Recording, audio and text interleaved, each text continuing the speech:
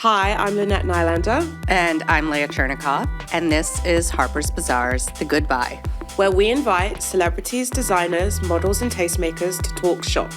What they buy, where they got it, and why it matters. Lynette. Yes? Do you have a goodbye this week? I don't know why this always remains such a surprise, because it is the goodbye after all. It is the same question every time. It's the same question. Okay, I've been thinking a lot about socks. Okay. They're an afterthought, as they are, I assume, to many people. You know, I just throw them on. My socks can get really, really heinous. You know, whatever sports sock, mismatched situation that I can find. You just throw them on. I just throw them on, but I've been trying to elevate. I was inspired, Fashion Week, all of the fashion set always go to Charvet, the famous shirt maker. It's notoriously really expensive. The socks are a nice entryway. They're still ridiculous for socks. There's something like $150 for socks. But I was reminded of them. I couldn't do that. Yeah, completely fair. I was reminded of said Charvet sock yet again when I went to the Rose store uptown, and they have like a small little selection of socks.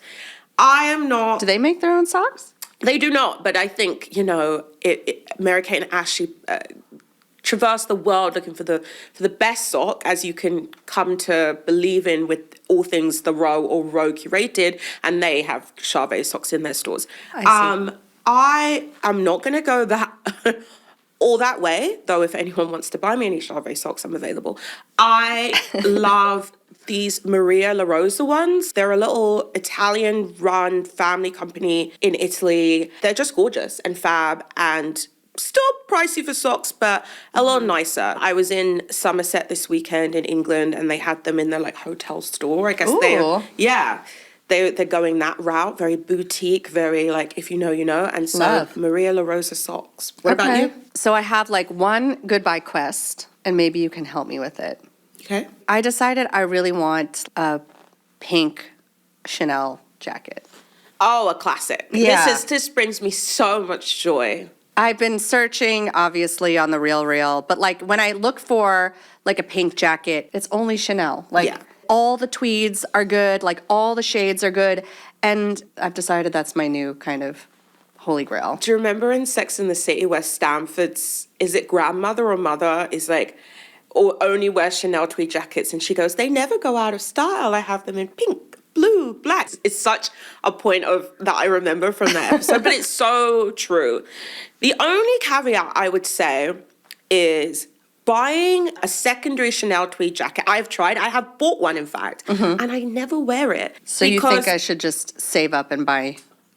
I'm almost pushing for that. I know it's a huge investment, but it's so hard to find one on the secondary market that's the right crop, the right sleeve length, that is all the things you want. And I think things like Chanel jackets are forever. You want the experience of going to the store and the champagne, and you'll remember it for the rest of your life. If you find a great one, if one stumbles upon you, then fine. Yeah. And I'm happy to help. But yeah, I am compelled for you to just have that experience.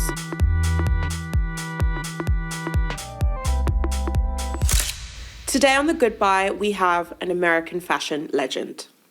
She has been an integral and influential part of New York's design community, you might even say the beating heart of it, for over 40 years.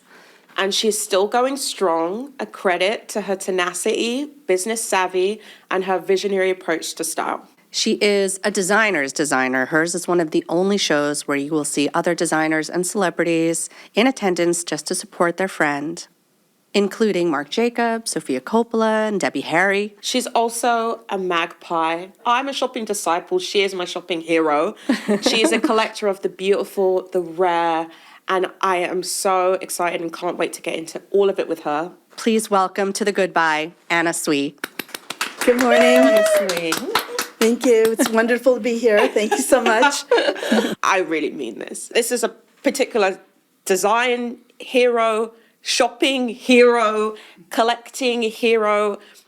We have to just dive in and get into your shopping philosophy, because I know that you are not someone who's shy. When you see something that you want, you find a way to get it. Oh, yeah. Yeah. Can you take us back to your first show? So our first guest of the season 2 of The Goodbye was Linda Evangelista, and I know she was a part of your first show. I know that you guys were friends and hung out, but tell me how that all came together and how those supers were a part of it, and I don't know how it felt, how it launched you, what was the effect of that? Well, I had never gone to the Paris shows, and I went with Steven Meisel, and to our first show, we stopped at the Ritz and we picked up Madonna.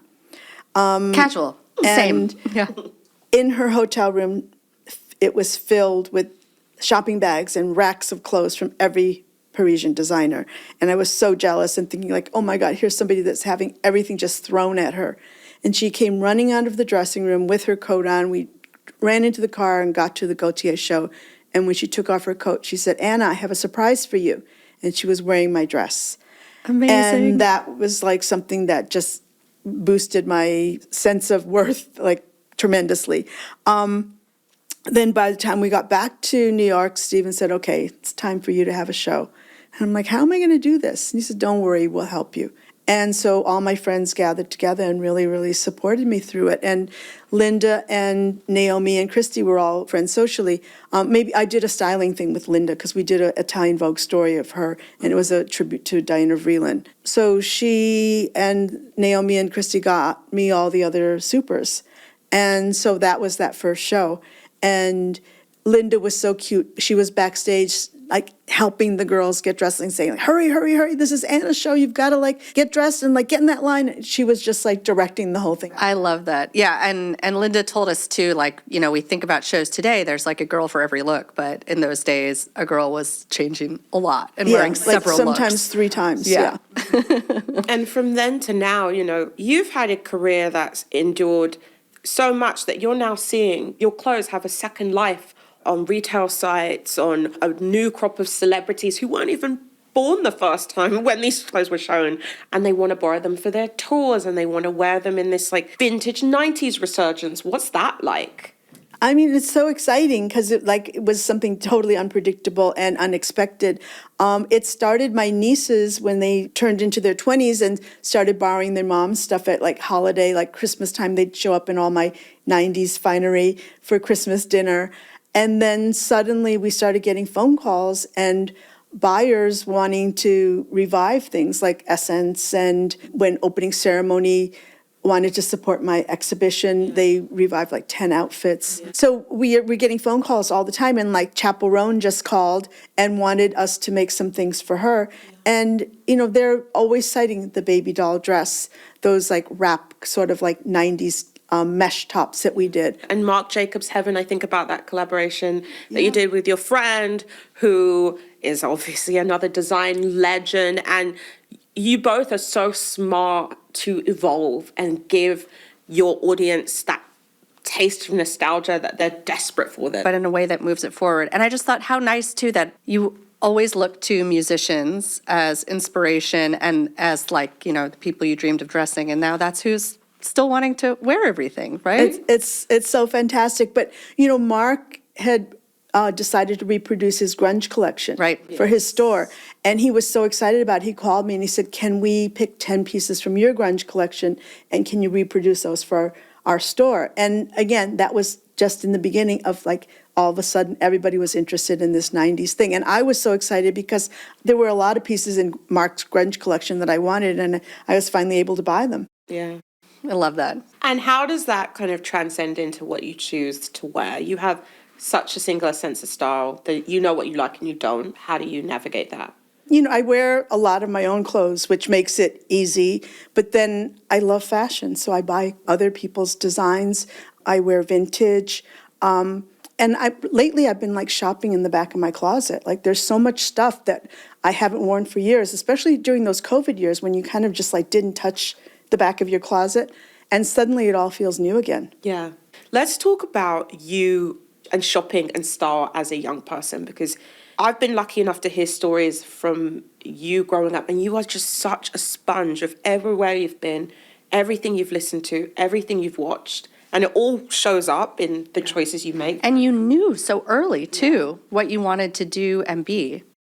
Yeah, I mean, I came to New York every year as a kid because my uncle lived here. But I knew, like, the first time I came here as a flower girl to his wedding, that when I went back to Michigan, I said to my parents, when I grow up, I'm going to live in New York and I'm going to be a fashion designer. I had no idea what that meant. I had no idea how to do it, but that was my life goal. And everything that I did after that helped make it happen. I knew I had to start reading fashion magazines, and that's where I got so much information because they covered everything, and I would always hear about the latest designs, the latest stores, and so if it happened to be in New York, that would be my next summer visit, which is how I discovered Bergdorf's had a BG Biba department on the top floor. And that summer, I asked my mom, can we go to Bergdorf Goodman's? I have to see this Biba store. I've got a shout out for our listeners. Biba was a highly influential boutique on the King's Road in Chelsea that really was the epicenter of all of the amazing swinging 60s London style that was happening at the time. Barbara Hulanicki, who owned the store, is a fashion legend. And Anna, you're particularly influenced by the 1960s and London, which definitely. I'm particularly proud of. What about that time and that music and that energy Well, was it for you? after seeing that movie, The Chimera, I thought, that's my Chimera. Yeah. I wasn't able to be there.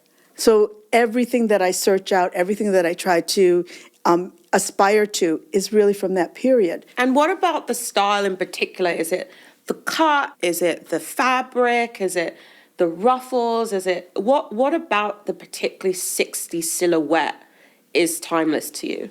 Well, I love the fact that I got to ask one of the Ormsby-Gore sisters, why were you wearing crushed velvet in Victorian? And they said that was the stuff you could find at Portobello, so we could buy it for nothing. There was a huge sale of the Ballet Russe costumes. Oh, wow. And at Sotheby's, so they went and they bought not the principal costumes, but the extras. Of course. Like the fairies and pixies, and they wore pieces of that mixed in with their clothes. Oh, that's so cool. So it's like, I always think about that, and like my crushed velvet, my ruffles. Like I look at pictures of Brian Jones and Anita and Keith. They just look cooler than anything I've ever seen. So I always keep that in mind when I'm designing, but also when I'm dressing myself. And I think that's like such amazing advice to give to people on a podcast like this.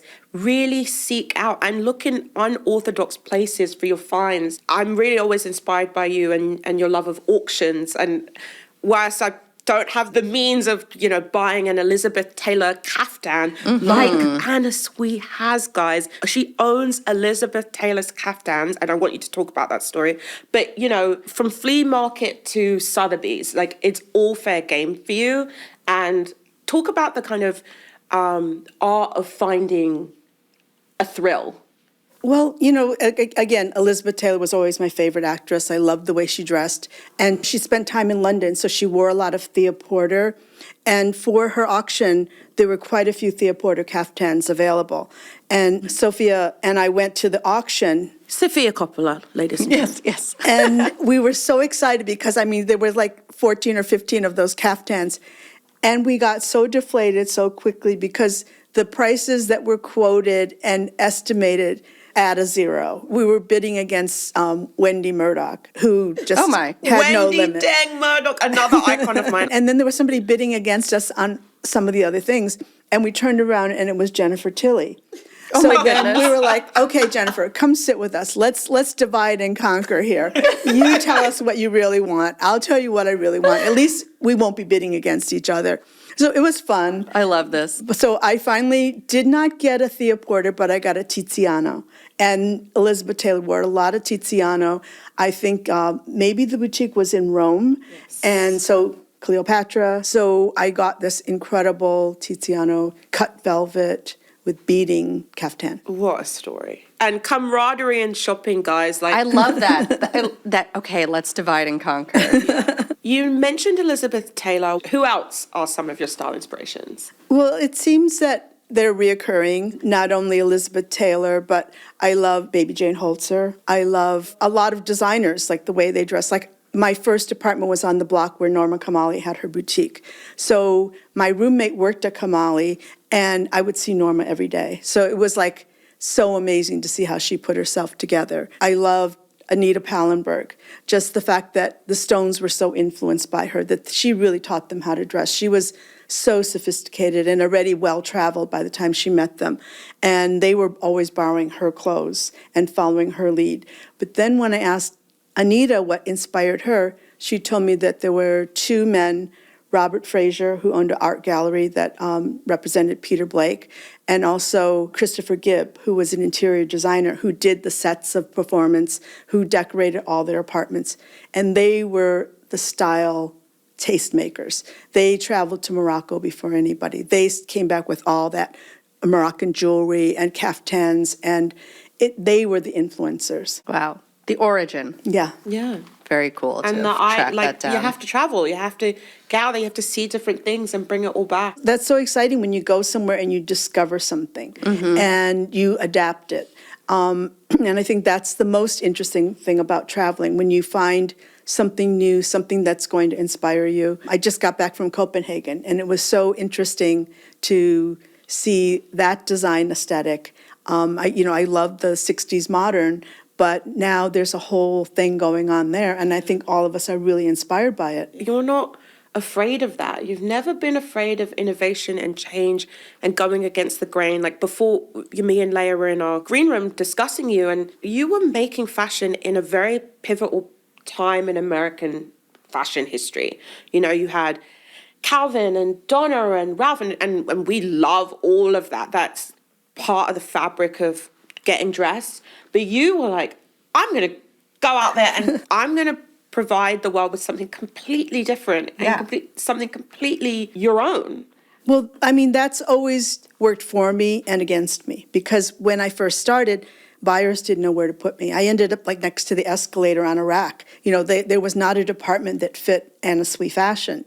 And for years, that was really the case until Barney's Co-op came along, and there were like a designer look, but at a lower price, which I had always believed in. Like I never did couture. I wanted affordable clothing, and I still strive to do that. And although it's harder and harder because everything costs so much more. Dearly departed Barney's Co-op. It comes up I know, a lot on the Barney's Goodbye comes up every episode. probably every episode because it was so integral in bolstering the careers of so many designers. This is the goodbye. We've got to get into the buys. And Anna, you are the perfect guest. There is no shortage of buys. But we're going to start with your first buy. What was the first buy that you bought that made you feel like you had made it and it was something that you coveted and you were able to get? Okay, my first job was owned by Genesco, who also owned Henry Bednall's. So I got a discount there. And one day I went to look at the Zandra Rhodes shop. There was a sale rack. And so with my bad math, I kind of calculated, I think I can afford this. So I bought a Zandra Rhodes silk jersey dress, like ruffly dress, with big trapunto flowers on it. And I mean, not that I had anywhere to go in it. That was my first purchase. And actually, Steven Meisel and I ended up going to the Zandra Rhodes show when she had it here in New York, and I wore that to the show. See, you bought it and then you had somewhere to go in it. Yeah. The perfect destination. Yes. Should we take this moment also to like just go back a little bit in your history, because you mentioned Steven, and I know you were both at Parsons together. So can you take us back to, how you guys informed each other's fashion sense at the time? Well, I remember walking into a drawing class and seeing Steven, dropping my box of pencils and paints and things, like just with my mouth open, thinking like, oh my God, this is the most beautiful man I've ever seen. And I didn't really get to meet him until one day I went to the lunchroom, which design students were warned not to go there and mix. But of course, where did I go? The lunchroom. And he went, and so I went over and sat with him, and he's like, do you ever go out dancing? And I'm like, no, but I'd like to. He says, well, we're going out dancing tonight. You want to come with us? And so that's how we started hanging out. Amazing. And where would you go dancing? And I assume you guys all got dressed together, and that's Well, the most thing of the is, fun? back then, we weren't really old enough. There was a club called Tamberlane, which was the club at that moment. So we would go before 9 o'clock and hide in the bathroom and wait like an hour or 2 hours, until the club started happening, and then we would come just out. emerge. I love this story. I have an amazing picture of you online, of you at Mud Club. someone was going around taking portraits and they took a picture of you, or you're on a rooftop. And guys, Google this photo. Anna is just beyond like club kid, gorgeous. 5 a.m. wearing a flea market fur piece over my jeans jacket and flea market jewelry.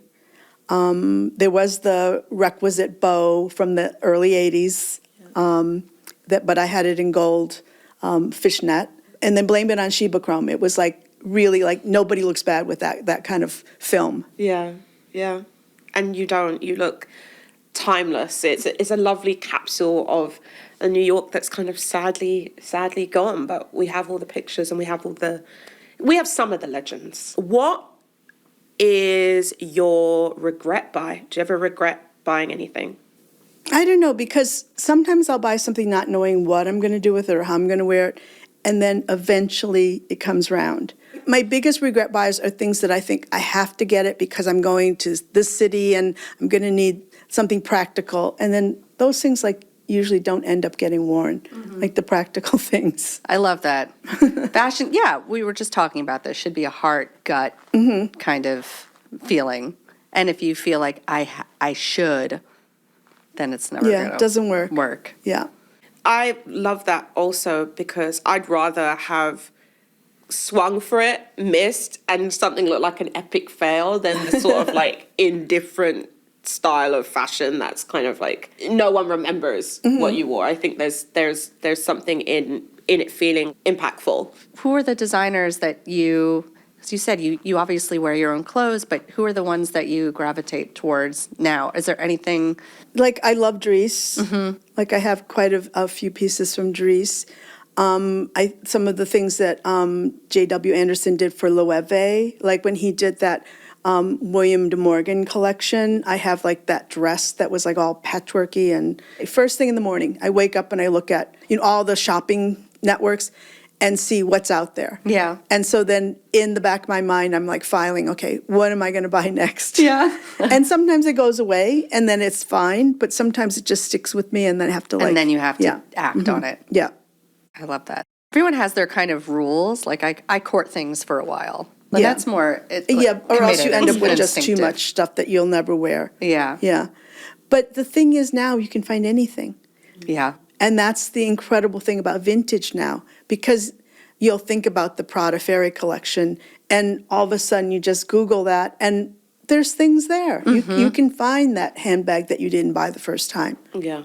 It's hard to not get things on the secondary market. Like you can find things that you were a huge fan of in a way that like, even 10, 15 years ago, if you'd missed it, you missed it. So, But you do have to know exactly that collection, that item, and I think that comes with, this like incredible fashion history that you have to know like what you're tracking down. And that's the fun of like the hunt of it too. Well, I think that it makes it even more valuable than having the latest from the last season. Yeah. It's like all of a sudden you're finding exactly that one that you wanted for the last 15 years. It takes it up another notch. Yeah. And I think that that's the amazing thing about vintage today is that you can find those pieces and own them. Do you buy something like repeatedly or in multiples, even from like basics to beauty, whatever it might be? What is that thing that you always find yourself buying because it just works for you? Yeah, I mean, I buy the same jacket over and over again. It could be a little more shaped, a little oversized, but it's still the same jacket. I buy the same ruffle shirt over and over again. It could be cotton, it could be lace, it could be velvet. The same flare pant, the same beetle boot. It's all those things are like the basics in what I wear. Like when you find that perfect style that you like, just different variations of it are like lifesavers every day. Yeah. And where are these blazers from? And where are these ruffle shirts? Is this ruffle shirt that you're wearing today, is that? Yeah, this is an Anna Sui from probably at least 10 years ago. But we had this velvet left over from the last collection, and I liked the color, so I asked them to make this for me. And the blazers? Yeah, we're returning to the blazers. I have a recent one from Dries. I have the Steven Meisel Zara one. I have a Prada one, so I have quite a few. And then I have them in different fabrics too, like leather or gabardine, wool, lightweight, so that you can wear them different seasons. I'm not a basic kind of gal. It's just not my look. Yeah. I feel too plain in it. I don't feel like myself. So there's always got to be a touch of something special. Yeah, I love that. I get to come back to when I was asking you what you seek out now and the thrill of finding something so precise that you remember from a collection in the past. Do you have something on that list now that you're looking for? Yeah, suddenly I have this obsession with the Prada Halliday and Brown prints. They were Thai prints from the 60s, and they had a whole series of like kind of Art Nouveau, but they were colored very 60s in bright colors. And so I recently discovered that they have a little swatch book that you can choose from. Oh, wow. And you can order a shirt or a shirt dress. Excuse me? That's mine Guys, okay. struggling to compute. This is the collection that is, I think it's in stores now. The jacket that comes to mind when you're talking about this collection, it was white, brown. You'll know how to describe that. It's What like is it? it's like a mid-century geometric, Geometric like pattern. ombre.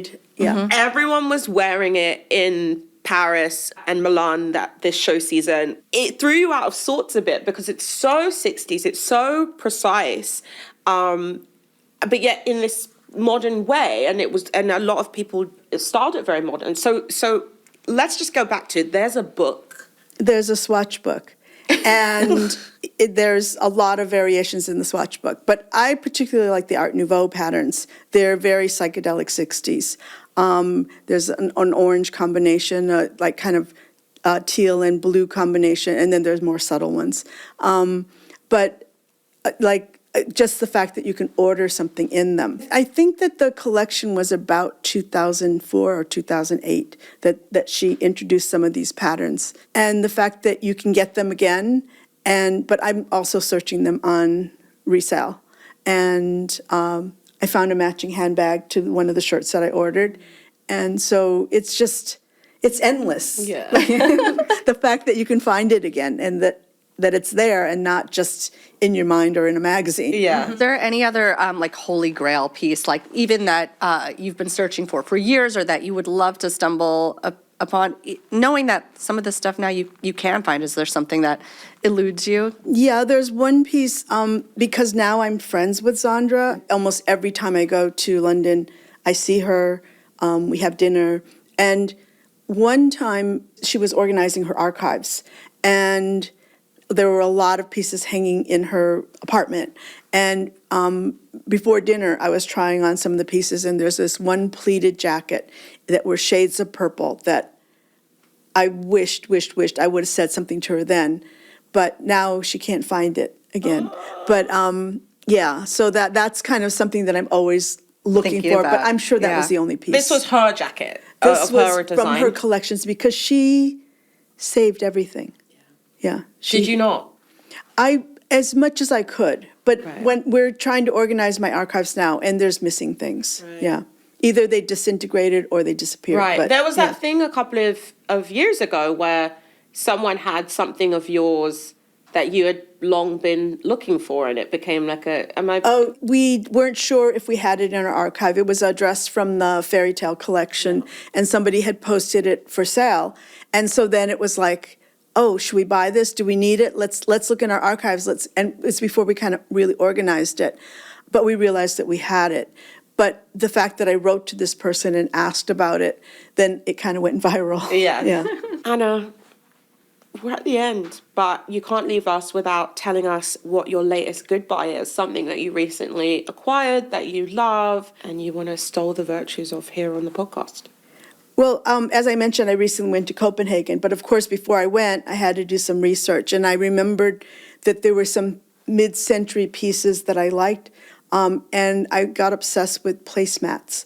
And there's a designer, Laurid Landsberg, that not only did like very pop mid-century flower placemats, but also did these wooden kind of toys that were cats and mice. And the placemats and tablecloths and things that they did aren't available anymore, but those wooden toys still are. But of course, I had to buy every placemat I could find on Etsy and eBay before I went. So I have a little collection of that now. I have to look that up. Yeah, I'm like writing it down.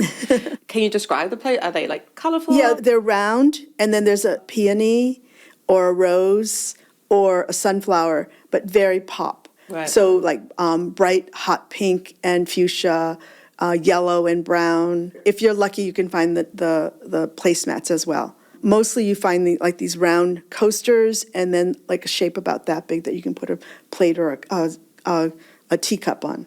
Love that. How do you stay so curious? It seems like you're always researching and finding, and I think that in an age where people are used to expecting kind of inspiration to like find them in a scroll, you've been seeking it out your whole life. So I wanted to ask. It's kind of scary with these algorithms. Yeah. Because then you're being fed. Right. And I like being able to discover and Yes. really like be taken by surprise. Yeah.